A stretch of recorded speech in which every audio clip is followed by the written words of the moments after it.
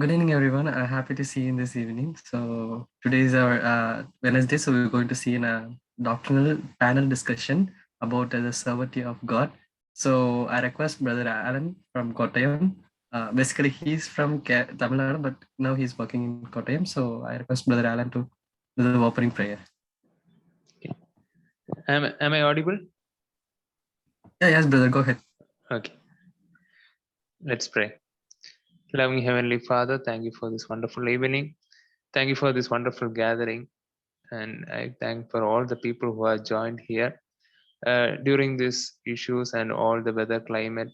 And you have helped us to join together and helped us to study. And I pray especially for the people who are going to discuss. Please give them good wisdom and knowledge to talk wisely and come to a good conclusion during the panel discussion. And God, you have given us all the facilities to join in the Zoom platform, and there should not be any internet issues or any tower issues. Please be with us and guide us, lead us. In Jesus' precious name, we pray. Amen. Thank you, Brother Alan. So without any delay, due to that some network issue, so without any delay, we directly go to that panel discussion. So before that, I request Nancy to do that, introduction of the panel members. So Nancy, I hand over the session to Nancy. Thank you, Alan. Good evening, everyone. Happy to see you all in this day for panel discussion. We have three members in the panel. They are Jacob Uncle from Chennai, and Josh Anna from Nagpur, and Ashwini from Andhra Pradesh. Okay, I welcome you all. In no particular order, I would like to introduce each of them with a short introduction. Okay, Jacob Uncle, he is in Chennai, and he's working as communication department secretary, and his wife is Jessie auntie, and they are blessed with two daughters. Ashwini is from Telangana actually, but currently she is pursuing her integrated BSc Maths in IIT Gujarat, and Joshua Nas from Nagpur.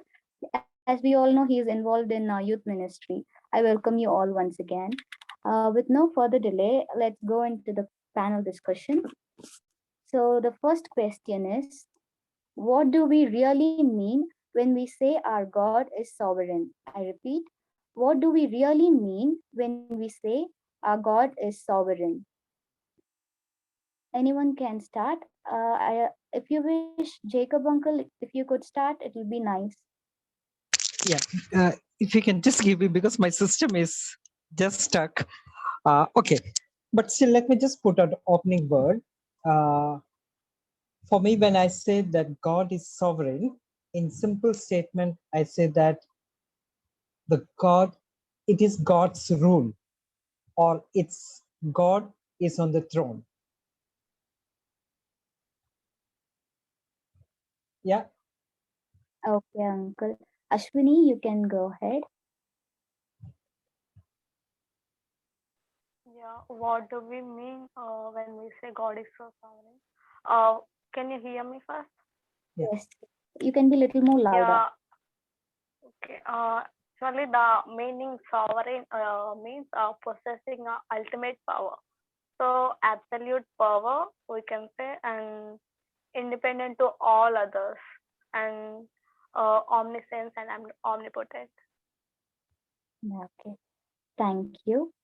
What I would like to give a short description on this. I mean, what I feel is he's in control. So he is a sovereign God. When he is in control, what we should do is we should not blow up any situation, pretending as if we carry everything on our head.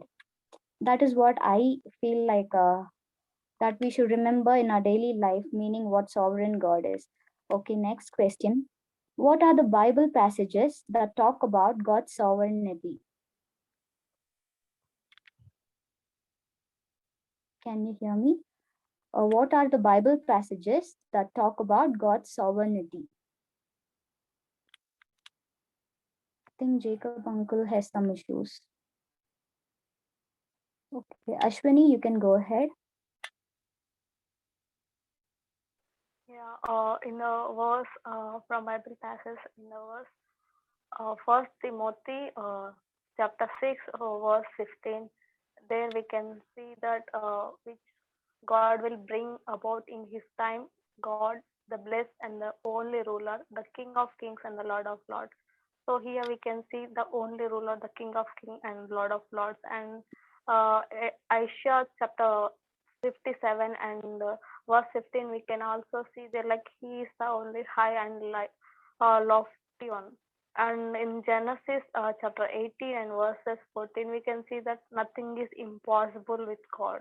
He is, everything is possible to God.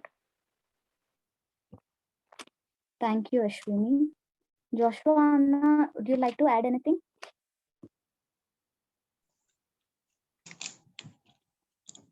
It definitely, I mean, when you see the whole act of creation, I mean, right from Genesis chapter 1 onwards, the creator as he is created, and like he kind of like sums up everything that is created as good. And so that in many, many ways goes to show that like shows God's sovereignty, at least according to our faith and Judeo-Christian faith. So that's something that we can definitely see. And overall the, I mean, all the passages that are explained, I mean, overall the events that are explained right through the Bible, we can safely assume that God is sovereign. So, and all the authors, that's how they put it across, right from Genesis to Revelation. All the passages that you want to look into definitely go towards the direction of saying that God is sovereign. Yes. I would also add a reference from Romans chapter 11, verse 33, which talk about the knowledge with the depth of knowledge and wisdom of God, which means to me like we can't put the sovereign God into words. He is not limited. So that way I express my way of thinking, like how God is sovereign. And the third question: if God is sovereign, who created evil? If God is sovereign, who created evil? Joshua, now you can start. Yeah. Okay. This is one of the burning questions that we all face across from time to time. I mean, it's a question that we also struggle with many times. So one of the facts in the previous edition of this doctrinal discussion, panel discussion, that Mr. Isaac Thomas, this is what he said, like we are finite beings trying to grasp with the idea of an infinite God. So I think like when you come to this question, you might want to put that fact as a backdrop. So if you put that thing as a backdrop, that we are finite beings trying to grapple with the eternal God, so things will kind of set into place. So that's one way of doing it. So our limited understanding about the sovereignty of God. So if someone is sovereign, we will immediately, from our understanding, even with the biblical understanding that we have, we will immediately assume the sovereign person, the sovereign God, will act whenever he wants to, wherever he wants to, at any point of time. So that's how we will look at it, even with all the knowledge that we've gained, all that experience that we've gone through. And the second thing is, especially when a crisis comes in, we definitely want God to intervene. So that's our idea of sovereignty of God. Also, like in other words, it's like the Wild Wild West movies, right? You know, so if something goes wrong, the hero comes in and like pops up his gun, and and I said, settles the whole thing. So that is our idea of the sovereignty of God. We think of sovereignty of God as something immediately he should intervene, immediately come in. So that is our idea of sovereignty of God. So, but I think we have to go back to Genesis 1:1 to know about the sovereignty of God, where we can see, like in the beginning, God created the heavens and the earth. So that in many, many ways shows the sovereignty of God. Also, another place we can see, and the Bible explains the acts of God, the character of God, but not in a way as to give a proof to it. Like Bible, as we can see, the Genesis and all were written by Moses to a group of slaves who already acknowledged that there was a God. So even though it has so much things to offer as proof, but it is not a book where like we primarily look to it as foolproof proof that you want. It mainly it assumes that there is a God, and from that point of that is a setting point from which we go ahead and explain things. So definitely we can see from all that is revealed that God is sovereign. And the next thing, one more thing that I would like to add is, in modern age, especially when it comes to Bible, people want proof. There is enough proof in the Bible, if you can see, about the existence of God, about the sovereignty of God. But in any other scriptures, they might not want proof. But definitely when it comes to the Bible, they definitely want proof. So like definitely Bible is not written in a way that is written that it wants to give you a foolproof guidance. That's not the thing. It assumes that there is a God, and from that perspective, it's explaining, and there is enough reason and there is enough this one to believe that God is sovereign. There is enough materials in the Bible. Also, we can say like so, the modern people, modernists look for proof, while postmodernists look for proof and experience. But as if you look genuinely into the Bible, you get both of that. So definitely, I would say that God, like God is sovereign, and God is in control. So that is something that also. And so we can also say that we can definitely say that God does not create evil, because if you see like from different passages in the Bible, like Isaiah chapter 6, it says like God is holy. So somebody holy cannot do evil. And also like in passages like in two passages where Ezekiel's chapter 28 and Isaiah 14, it talks about the evil one, the evil one who rebelled against God. So probably like from normal point of view, this is something that we might not be able to understand. But like the fall of Satan, through Satan, the Lucifer, the sin came into this world. So that in that perspective, if you understand, then it kind of makes into sense. So it is through him that the evil all that came into this world. So if you look, so we need to, another thing that we need to do is we need to go back and look for the bigger picture. So only when you look at the bigger picture, and what is the bigger picture when it comes to this question, like the rebellion of Lucifer, and the fall of man, the salvation of God, and like is this church coming into age, and the second coming of Christ. This is the bigger picture. So when we look in the bigger picture, all this kind of makes sense. So this is my take on it. So. Thank you, Anna. Jacob uncle, are you there? Yes, I'm back. Yeah. Yeah, uncle. The question is, if God is sovereign, who created evil? Yeah. Well, that's a good question. Let me just start with the second question that you said. Otherwise, it will have a disconnect. Okay. Now, when we think about the sovereignty of God, the simple answer that I said about God's being sovereign, or the sovereignty of God, is God as the ruler or God's rule, but God is at the ultimate power or the helm of authority.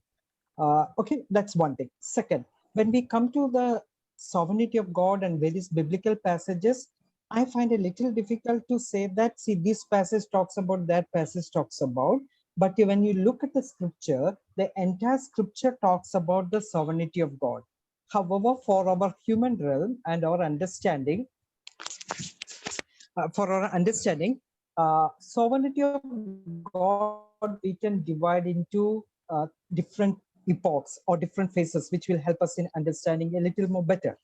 Joshua rightly said that right from the first book of the Bible, we see God's active participation and God being sovereign. So that's what we say, that sovereignty of God in creation, the whole biblical passages which talks us about the creation and the creative order, or the narrative in the Genesis chapter 1, 2, and 3, we see how sovereignty of God is expressed. Second, we say is the sovereignty of God in his bringing his will and purposes through.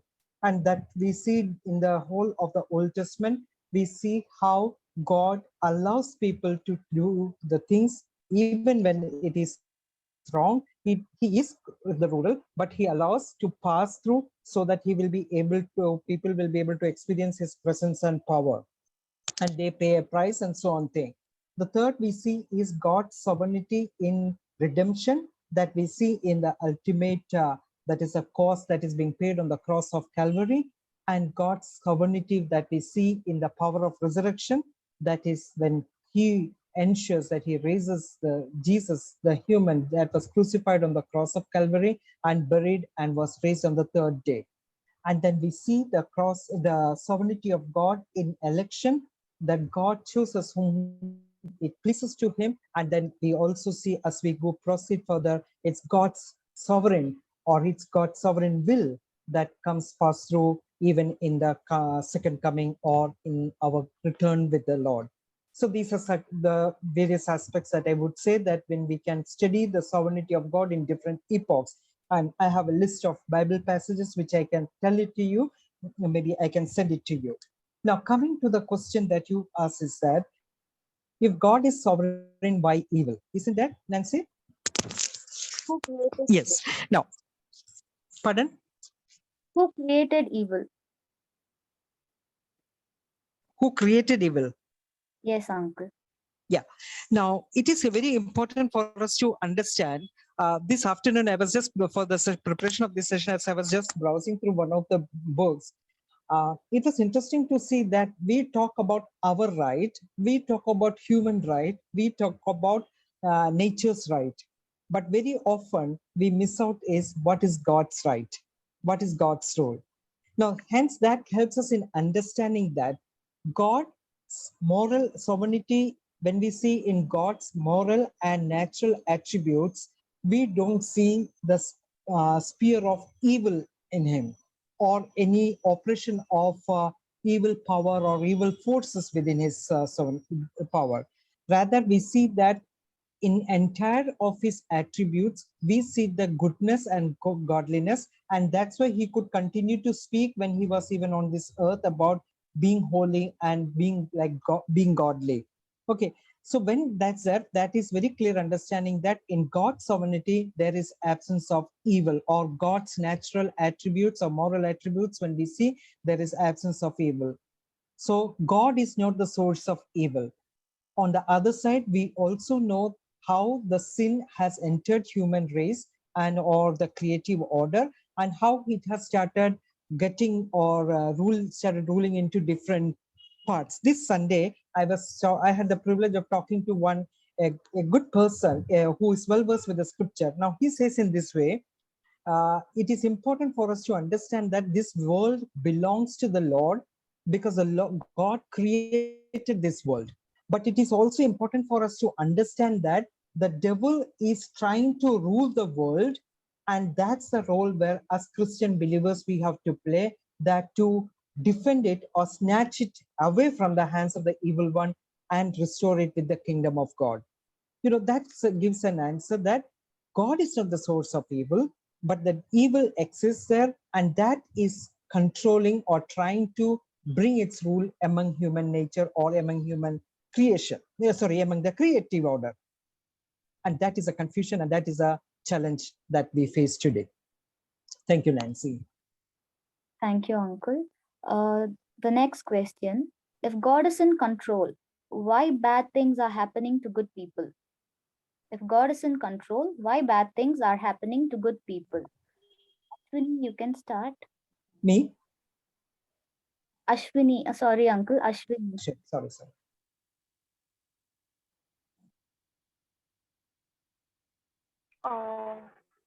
First of all, like God is so sovereign and he can handle everything, he know everything. But when it comes to like the question is why bad things are happening to good people. If we see a general example, like if we take iron or gold, so we use iron and gold as a instrument or a beautiful ornament. But to prepare in like the gold to be prepared in that shape, it need to face the test of fire, and it need to be molded, and it need to face so many tests. So that it can extract the bad things and the useless things, and it can be its best version. So in our daily lives also, like we as believers and the good people, when we are walking by faith, understanding the God's sovereignty, we do face some challenges or hardships, but it's all it's all for us only to like if God allow them to test our faith and to mold us as a best version of ourselves. That is what I feel. Thank you, Ashwini. Now, Joshua Anna or Jacob Uncle Carrington. Yeah, Jacob, brother, go ahead. Yes.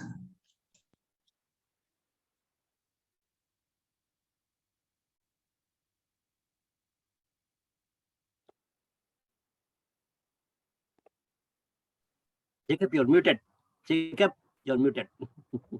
Sorry. Thank you. See, I find it sometimes difficult to accept this question, saying that when God is sovereign and when we define that God is good, why God is allowing evil in our lives or why evil things are happening. You look at the Psalm of David. What does he say in Psalm 23? That is very interesting passage. The Lord is my shepherd and I lack nothing. Okay. Now, in the following verses, we see that verse 4, even though I walk through the darkest valley. So there is no guarantee. The scripture doesn't give us any guarantee that if we are in the sovereign will of God, that there is no harm going to come to us. That is something that we need to understand at the outset. So the first thing that for me to understand is that sovereign will of God is the privilege that is with me to recognize the power, presence, and of God in every sphere of my life. However, in his sovereignty, that is something very unique to see, that God gives me the freedom to do and to choose the things that I would like to do.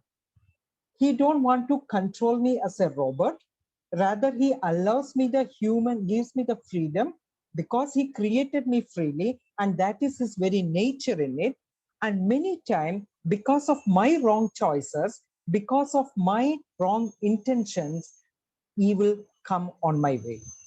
There are also occasions, say for example, let me be very clear this way, when we are deciding to step out into mission. Now, many times people have asked me this question, is it wrong to go, is it not right, is it not God's will to take a decision for full-time ministry or to go to some place which God is asking you to do? And when you go there, when you look or when you experience pain or suffering, is it that something you have done wrong? No, this is a place, this is a difference between the other pain and sufferings or the ill that is happening and this, when we are fulfilling God's promises or when we are fulfilling God's commandment, the pain and the suffering that flows in. Now, I would like to say that God's call and commission, and when we are in God's rule, comes a full package. It has pain, it has suffering, it has presence, it has promises, it has power. And in this, when we have decided to do God's will, there is a possibility that we can experience challenges from various walk of life. And that God allows us, as Ashwini said, that God allows us to sharpen us, to shape us to what it should be. Let me tell you an example in my own life. I was a youth student right from the first year of my college studies. I had the privilege of knowing and being mentored by a lot of my senior, good mentors for me. And one of the first things that they had told me is that as a student, your first priority should be studies. Because through your studies and your life, you need to raise a testimony to the classmates that are around with you. So it was important that you should not flunk in any examination. Make sure that you may fail. If you're struggling in studies and if you are preparing, if you're failing, that is a different story. But without studying and preparing, if you fail, that is a very bad testimony. And I know that I started going for tuition for one particular subject. I did a lot of effort. And I was personally mentored by one of my seniors in the fellowship, and he knew how much effort I have been putting. Unfortunately, I flunked in my first year of examination, and that was something very painful. It was a very painful. So I asked this question repeatedly to the Lord. Lord, I have walked with you. I listened to you. I talked with you, everything. But then why failure? And I have lost my testimony. But then over the period of time, the Lord, in during my personal devotion, my personal walk with the Lord, after some time, the Lord spoke to me and said that how much important it was for him to discipline me. He wanted me to go through that pain so that he would discipline me and would be able to bring something good out of me. Now, to cut the story short, as usual, now things are a little better. During my time, I had put for revaluation, and by the time my revaluation result came, it was almost, I entered in the next, I changed my stream of studies and got into that examination, and I get that it was a misprint. Instead of 71, it came as 17, and I was declared a failure. No, so this is something that, so, but God allowed me to go through that. I had to go through failure to understand the pain and the problems that students, when they go through, sincere students don't go through. So today, when a student approaches me that when come to know that they have flunked or they have failed or they are struggling, I am able to understand the pain, the shame, that all struggle that they go through. And I am able to support them or help them out. So we don't know why, but God in his sovereignty allows us to go through, but he ensures that we are not broken down or we are not crushed down. Thank you. Thank you, Uncle. Joshua Anna? Yeah, definitely. This question kind of grapples with the sufferings of people, and it's an emotional question for many people. I mean, if you are a victim of many tragedies, this questions presume significance. I mean, during one of the iconic pictures or one of the most tragic pictures, if you've seen, I mean, photo shots in the 70s, either I think in Vietnam or Cambodia. There was some bombings going on, and there was a little girl running away from that. She was like totally hurt, and like now I think she's a middle-aged woman living in Canada. But it was one of those tragic photos of all times. So like for somebody like that, this question presumes a lot of significance, and how would she grapple with that kind of question? Again, I would say that we need to have some kind of a backdrop for this question. Again, I would say the backdrop for this is that we don't understand everything, and that's one thing. And also that this is the issue of like trying to figure out the infinite God as we as finite beings. So, and the next thing is like Jacob brother said, the whole issue of free will comes into play here. The whole dynamics of free will. So this question. The whole idea of God's free will comes into play here. So people have the free will to do what they want. God definitely wants us to obey him, but many people do not do what God wants them to do. So when they act in free will to do bad things, so that kind of affects other people. So that's how people suffer. And many years ago, I attended a seminar where his name is Peter Burkino. He was an astrophysicist from MIT. So he explained the whole concept of free will, and it was really good. And I was like convinced in my mind, like it was a great answer.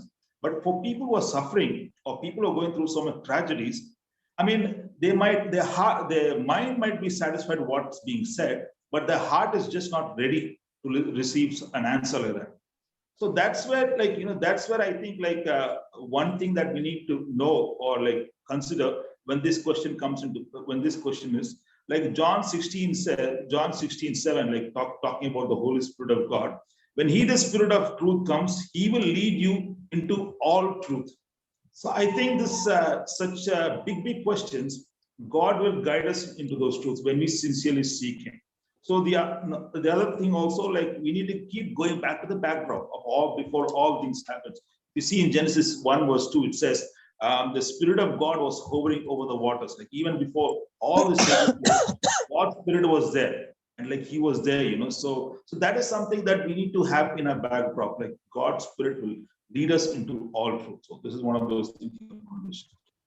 Nancy, allow me to just add on to what Joshua said. See, during this summer or last 2 years when COVID came in, this was one big question that had come.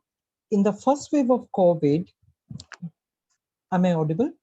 Yes, Uncle. You're Yeah. In the first Yes, sir. COVID, on the first phase, or when the first season of COVID, we know that many of the Christian believers were not affected as such, to the best of my knowledge. But the second wave of COVID affected lot of Christian missionaries, pastors, believers. And when we talk about our U Egypt, we know how many of our graduates were affected. So a question comes is that there are dual questions coming to it. Did God allow it, or was there a human failure in it? Now it's very difficult because this question came to me 2 weeks back when I was taking a session, and it's very difficult to point and give one solid answer. But there are two sides of these questions that I can see. Number one, where human freedom crossed the limit that God had given us. I'm not sure where did it start. I cannot blame a country, I cannot blame a nation or a person or a people or whatever it may be. But definitely there is somewhere where this has crossed what God has not allowed us to step in. Number one. Second thing is that because of somebody's mistake, it affects. For example, we look at the created order, the nature, the climate change, the issues that are going. We can blame many companies now that they are the shell company or this company that, but as Christian believers, am I responsible in ensuring what God has handed over to me to be a good steward of that? That is very important. So we need to understand that suffering sometimes comes due to my own mistakes as well, or I may lead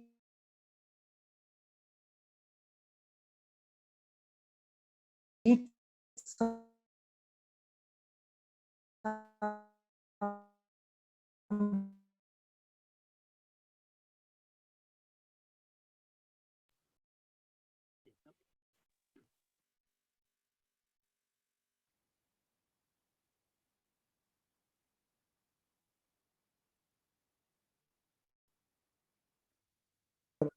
from Bangalore. Both these people were from Bangalore and very dear to me. I went and asked the Lord, Lord, they were so good people. They had nothing to do anything bad about others or for others. I didn't have an answer from the Lord, but I knew that God allowed it in that family to come. I don't know why, but God's permission was there. God was sovereign, still in control. So when I say that, when crisis, suffering comes in, it is not that God is hiding, but we need to understand that, yes, there are human side of it, my own mistake, my own problem where God has not allowed me to enter. I have entered and allowed it to happen. Number one. Second, God is sincerely being with us and knows that this is happening in our lives. Thank you, Nancy. Thank you, Uncle. Thank you, Joshua. Now, moving on to the next question. How can we justify when we say that the sovereignty of God and responsibility of man should go together?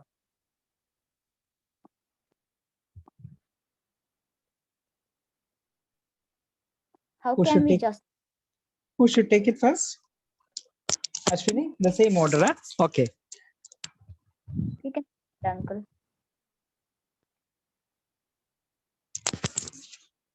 You can go ahead, Uncle. Oh, okay. It's very interesting. Yeah, normally this question comes to the last. I know always, and especially when it comes to our the whole question about salvation and question of election. There are two important things in this question. Number one, God's act and my role. When I say God is sovereign, that does not, or I cannot disown my responsibility or my role in God's sovereignty. God gives me, directs his will and plan for my life.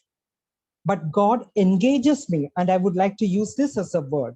God, rather than enforcing it, he engages me and enables me to be a part of that particular procedure. Now I choose whether I want to be there or not. And that is the where I see God's sovereignty, or God not forcing his will on my life. However, for example, God's plan is that, see, predestination is a big question. Sometimes it's very difficult for us to answer. But then we know God's general will for every human being is that they should to be saved. God doesn't want anybody to be perished. So what is my role? My role is engaging in this God's plan of salvation and being available and being responsible in reaching out people to whom God brings him, draws near to me. And when I deny that, I'm denying God's sovereignty. Let me be very frank with you. And when I'm not engaging with what God has already shown to me plain, I don't have to search for his will. I don't have to search for his desire, because that is plain and clear in God's word and in my day-to-day life. But there are certain things which God's will we may not be knowing. And that is a place where we need to wait on the Lord and look to him, and God in his time reveals his plan. That is his sovereign plan. But then my role is to wait upon him and to seek his face. Simple. For example, when I was in my second year of graduation, I made a commitment that, Lord, I am willing to take mission as my career in my life. So whatever, but as I spent my time with my mentors and my mother, they said one thing, that do your best so that you will be the best in anywhere that you go. And that will be serving the Lord. And my mother asked me this question, do you mean to say that you are going to be a missionary, or you are going to be a missionary teacher, or a missionary, wherever you're going to work, or you have decided that you are going to be in the full-time missionary, the role? And I was waiting, I had confusion. And so my mother encouraged me, my mentors encouraged me that you wait on the Lord, seek God's face. And when God revealed his plan to me, it was my responsibility to step in faith and to engage over there, rather than withdrawing myself and standing at the distance and asking others to involve in the missions. So that is what I would like to say. God's plan and my role goes together hand in hand. Thank you. Thank you, Uncle. Ashwini, are you there? Yes, I'm here. When we say sovereignty of God and man's responsibility, I feel like these are the two separate things and parallel things. If we only say sovereignty of God, there is no freedom for human. If we say responsibility, man's responsibility, there is no chance, like there is no thing called God. So these are two parallel things, and I just want to say one example. Uh, like if a student, me, wants to write an exam, so God, I know that God is sovereign. He can do everything, and he can take me to the exam, and he can give me good marks. But I need to be responsible for writing the exam and preparing for the exam before, and remembering all those things and presenting the exam neatly. So that is the responsibility that I have as a student. So man's responsibility and sovereignty of God is a parallel thing. That is what I feel. Thank you, Ashwini. Joshua, now would you like to add anything? What I'd like to say is definitely like, although the whole thing of this predestination, all that comes into play here, what God has revealed for us to do, we are supposed to do that. And when, that's a very simplistic way of looking at it, but I think that's something that we need to do. I mean, so when that, when we do that, when we do what God tells us, I think things fall into place. So yeah, that's probably a very simplistic way of putting it. It's one more. Thank you. So moving on to the next question. If God is sovereign, should we pray? If God is sovereign, should we pray? Ashwini, you can start this time. Yeah. This is the question I do have previously. God is so sovereign. He do know our problems. Why do we need to pray? So when we say prayer is not just a thing where we can say our needs to God. It's like a wireless connection with God, where we can build our intimate relationship with God. So there we can feel the presence of God. We can hear the voice of God. So God is so sovereign to know the mystery. It's a mystery, God's sovereignty. So to know that mystery, we need to pray God. I mean, we need to seek Him. That is all. Thank you, dear Ashwini. Jacob uncle, you can proceed. Yes. Uh, when it comes to my role of prayer and the sovereignty of God, I have simple thing to say. I have two daughters, and I know what they need. That say the 3-time meal I need to give to them, or the fees to be paid, or their day-to-day needs that has to be addressed.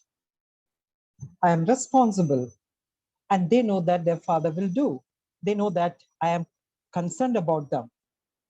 But then they have the freedom to come and talk to me and say that, Dada, would you mind paying it today, my fees?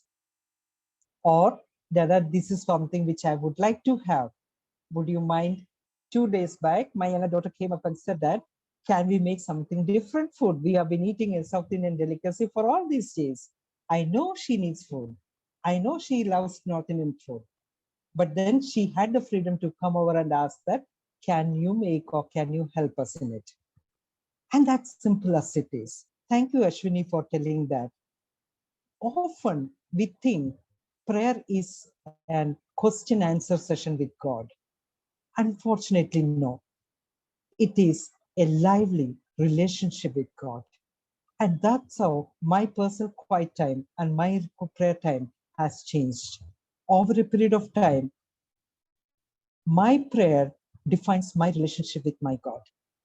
I know that my Lord knows my needs, but my Lord has given me this privilege in His sovereign plan that I can reach out to Him, call Him my Abba, Appa, and ask for my need, whatever it may be. But one thing is for sure, as the Bible says, when we are in His will, we know what to pray and what not to pray. Thank you. Thank you, uncle. Now the next question. How can we explain the sovereignty of God to those who have doubts? How can we explain the sovereignty of God to those who have doubts? Joshua, maybe you can start. Looks like Jacob brother is really eager to answer this question. No. But yes, Jacob brother. Go ahead, brother. No, in fact, I was just wondering, whoever has designed this question is a beautiful line of questions, Okay, now this is something which you will put me into deep trouble. Once again, your question, let me just reorient myself. Once again, can you just repeat the question? Those who do not?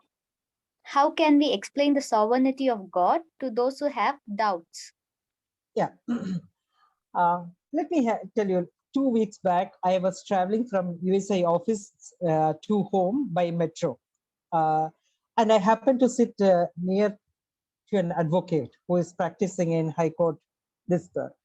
And it is interesting that she was one person who was observing me almost every day stepping into this train. And there was one man who will always push me and get into the train. I don't know why, but I didn't notice much. But one day, this lady came and sat next to me. And then all of a sudden, she saw this man moving, coming up and down. Then she looked at me and asked me this question. Sir, do you know that this person always jumps ahead of you? I said, probably he's in a hurry or he looks for see something. He said, no. If that is it, it is only once a time. But this almost every day. I said, no, I have not bothered much about it. And that's fine. After a little while, she turned around and asked, said, sir, are you a Christian? I said, yes, I am a Christian. So she said that. Then I asked, why did you ask that question? What Christians have to do with it? Do you know what was her next question? Are you a practicing Christian? It looks so. I was so touched by that question. Immediately, my next question was, are you a believer? Are you a Christian? She said, I'm a believer, but not of Jesus Christ, but I studied in a Christian school. And my Christian teachers have influenced my life. And then she took the phone and showed me the first, when we opened that, in the first place, it was Nazareth Manifesto. And at the back, it was Beatitudes. She said, this is my prayer every day. She said, I'm a Brahmin Hindu, but I follow these two prayers of Jesus Christ in my life. And that is something. Now, I don't have a direct answer to your question. It's very difficult, frankly speaking. I had a Muslim friend. His name is Suhail Faruqi, a classmate of mine, whom I tried to share about the Lord and about God. But his questions were challenging. He's an advocate by profession. He put me down. I didn't have an answer to defend. But then I could only say that in my personal walk with the Lord, I have experienced his presence and his freedom in my life. And that is exhibited or manifested in my actions. And it is only, and I certainly believe it is in my Christian praxis that sovereignty of God is manifested, or I can express it to others, especially people who question or doubt on the sovereignty of God. Others can take it. Yeah, definitely. What we can do is like what is revealed in the Word of God, what we can understand, we can start from there. So we go from the known to the unknown. And the next thing is we all have Bible verses that we look to again and again, from where we get our strengths or like where we get our inspiration from. So we can quote those verses and like it will work. I mean, so it's because of the word, because it's the Word of God. Like Numbers 23:19, like it's one of those really basic, powerful verses where it says, God is not a man that he should lie, not a man, son of man that he should change his mind. So like those are powerful verses where you can refer to and it will definitely work. And the next thing is everybody has to make the jump of faith. So I think some people, the jump might be a little higher or longer, but they will have to make, and definitely God comes in and helps through that. And the next thing I wanted to say was, it's okay if you don't have all the answers. We might be able to say to the best of our abilities, but we also, at some point of time, we can say we don't know the full answer. What we know, we can tell them. And the next thing I wanted to say was like, so like we all have a lot of things we already know. So we are on a need to know basis, and we don't need to know it all. So what we need to know, God has revealed to us. And it's like explain to the 4-year-old child the laws of thermodynamics or how the universe works. Like for a 4-year-old child, she might be like, it might be difficult for her to understand. So definitely in our realm of understanding what we need to know, God has already revealed that to us. And like you must have heard this famous thing like acronym for Bible, basic instructions before leaving earth. So I would put it as all instructions before leaving earth. Jesus has given us all the instructions that we need. So when we follow that and we explain that, like things fall into place. Another thing that we can say is like you must have heard this quote before, but I would like to remind you of this quote. It says like God has put enough into the world to make faith in him a most reasonable thing, but he has left enough out to make it impossible to live by sheer reason or observation alone. So it's a quote you might all be knowing, but definitely there is enough reasoning like where we can explain things and like where people can follow. Yeah. Thank you so much, Anna. Moving on to the final question. How would you respond after knowing this great truth that God is in control over every situation?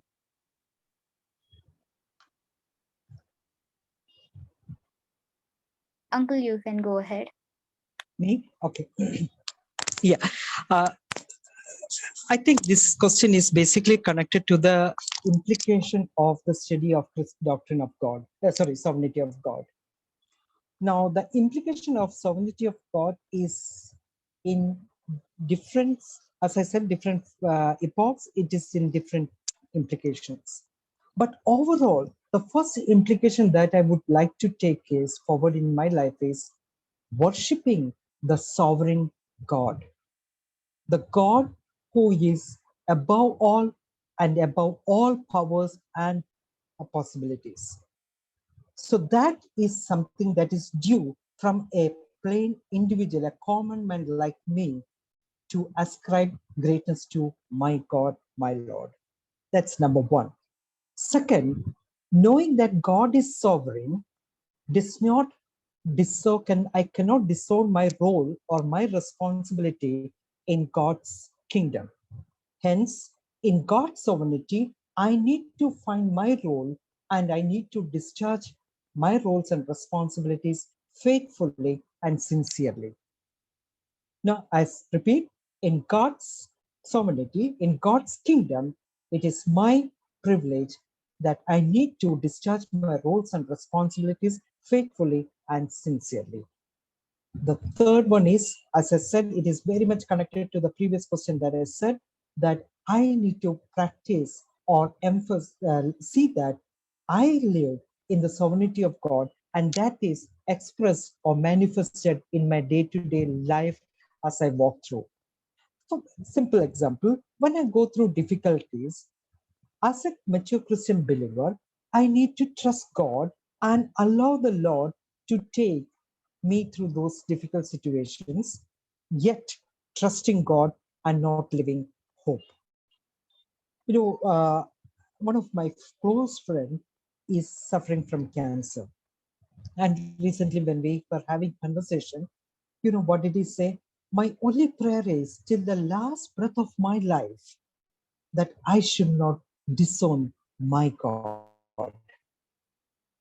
No, neither just I should disown, but my people who look at me, my students, my graduates, my my family members, they should be able to see that I am honoring God and worshiping the same God who allowed this to happen in my life.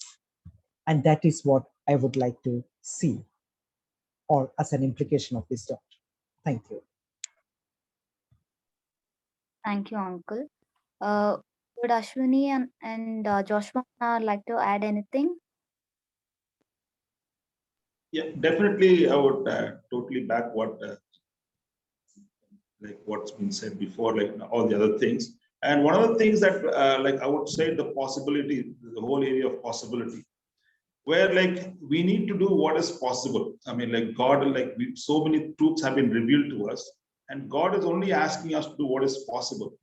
And when we do the possible, and God will help us with the impossible things. So that's why we like that's when the rubber hits the road. I mean, we go for the possibility things. And the other thing is like we always get inspiration from the Word of God, where He talks to us all the time. Like if you see, like at definite points of time when you need the inspiration so badly, like passages from the Bible will pop out. Like if you see when we can see about Nebuchadnezzar, when Nebuchadnezzar boasts about his palace, immediately the sovereign Lord responded back, just like that. Another time, when Haman planned to take evil, I mean, like he was planning to do evil, the sovereign Lord acts and the king had a sleepless night. So definitely passages from the Bible at different points of time will inspire us, will definitely help us. So, yeah. Yes, Thank you. I just want to add one thing. First of all, giving thanks to God for saving us, all of us, and worshiping God for He is so sovereign. And the next thing is fear to God, for like we are living in a world which is full of evil. So uh, there is a God who watches us every day, every minute. So having the fear of God and trusting and surrendering to Him. And I just want to quote this: God's sovereignty is not threatening, but comforting, because He is also loving, just, and holy and merciful. Thank you. Thank you so much, Ashwini. I thank each of the panel member from the bottom of my heart for your valuable time and answers to grow in this fellowship. Thank you so much. I give the session to Billy Uncle now. Thank you so much, Nancy, and I sincerely thank Jacob, Hashmi, and Joshua for the great contribution. And we don't have much time to talk, but they covered the whole aspect of sovereignty of God, and we have noted down many points. And see, in Genesis first chapter, it says, "Let there be light." So God has created or formed the world in a very beautiful way. Then how come the evil came? That's what we are discussing. That's a major question right now. We were considering. And in chapter 2, verse 9, it said, God kept that tree to know good and evil. So as our brothers and sisters shared, sovereignty of God is sovereign in terms of creation that includes the freedom, the free will. That's very important to know. Even now, that's the way we need to go forward. And secondly, God is sovereign in terms of revelation. But Joshua was mentioning very much about it. And in terms of redemption, great, the plan of God, that Jacob was mentioning about that. And in final judgment, God is sovereign. God was judging people in the biblical history, and in the history, now also God will judge, but the final judgment is in God's hand, not in our hand, and definitely not in Satan's hand. So we can with a great confidence we can go. Now we may think that evil is controlling, evil will grow, and what will happen to the next generation and all, but ultimately Jesus is a victor, and God's sovereignty is going to be there in the final judgment. And Ashwini started with a very beautiful.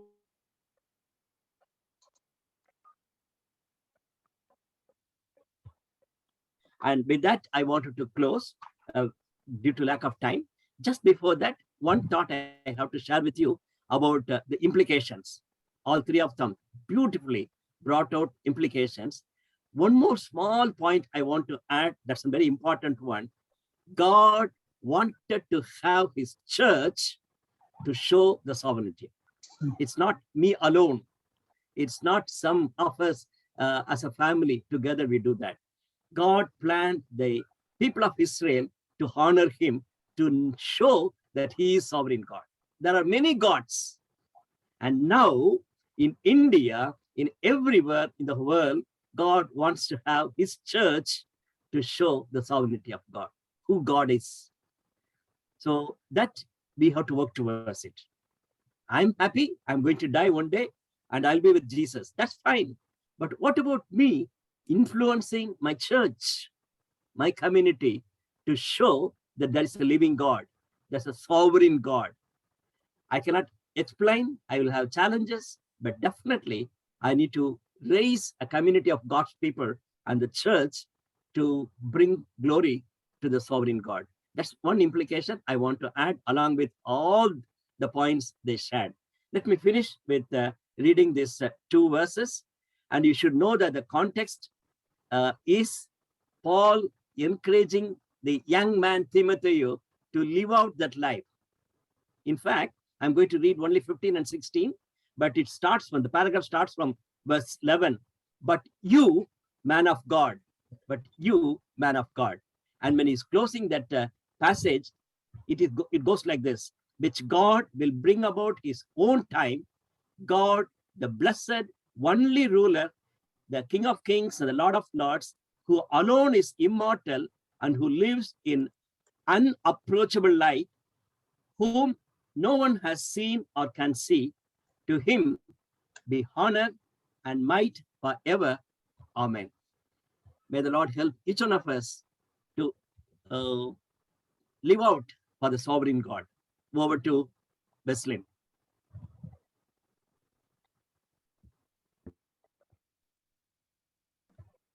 Thank you, all the panel members, and then thank you, Billy Uncle. I hope you all get clarity about that sovereignty of God. So now I request Brother Joseph from West Bengal, Calcutta. So he will lead us in a closing prayer. Am I audible, brother? Yes, Bhaiya. Gracious God, loving Heavenly Father, as we continue in your presence with your word that has come out so strong, convincing, and clearing our individual doubts as how to live and to minister for the glory of your name and your kingdom. Father, we ask, Lord, as someone has already shared this Thanksgiving, that it is true. We are alive here not for our purpose or in a plan that we know not of, but because of your sovereign will, that we are supposed to make a difference to this evil world here. You have given us, lovingly given us a choice. If it was not for the choice, Lord, everything would have been so good. But Lord, it is by the choice of us um, short-sighted human beings. The choice we make for the kingdom, the choice we make for the truth, the choice we make for the good that God only is, that we stand out from the crowd. We stand out as shining lights for Jesus Christ, as salt and light of this world. Lord, as your word asks there, choose you this day whom you shall follow. And Lord, we choose you, as Joshua says, as for my house and as for me and my house, we will serve the Lord. Let it be true, Lord. Each one of us here, no matter what the number, Father, I bless and praise you for each one that has added value to my life today, this evening. And I pray likewise, Lord, that we will continue to uphold each other in prayer. And yes, Lord, we thank you for the life that you have given us. Not that, yes, we do miss many people through the pandemic and otherwise. Many children have died so young. Many people that have just gone in a twinkling of an eye. Lord, I pray that you will keep us warned, Holy Spirit, of the times to come. Then, when we see the revelations given to John and in Haggai, Thessalonians, and Matthew 24, and other scriptures, Lord, unfold before our eyes. Lord, we pray that in your wisdom, as we go through this time, we may think it evil, but are you who is in us than he that is in the world. Lord, everything that we look at, help us to look at it from the eyes of God. With the let us have access to the heart of God and the mind of Christ, that we may uh, faithfully stand before you one day, where we can hear the word, well done, thou faithful servant. Lord, I pray what glory is there, but at the same time, help us to have the heart of Moses, who said, who even defied you to say, take my life, but spare these people, to stand in the gap, Lord, that where Jeremiah talks about the eyes of the Lord running through and fro to find one person to fill in this gap.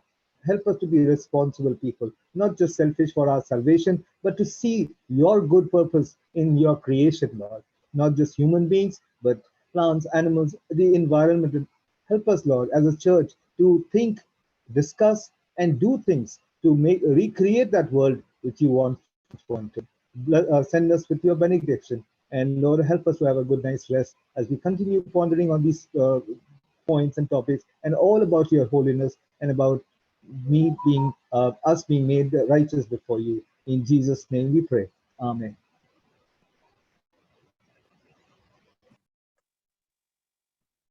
Thank you, Bhaiya, and Thank thank you. you all. Thank you. Have a wonderful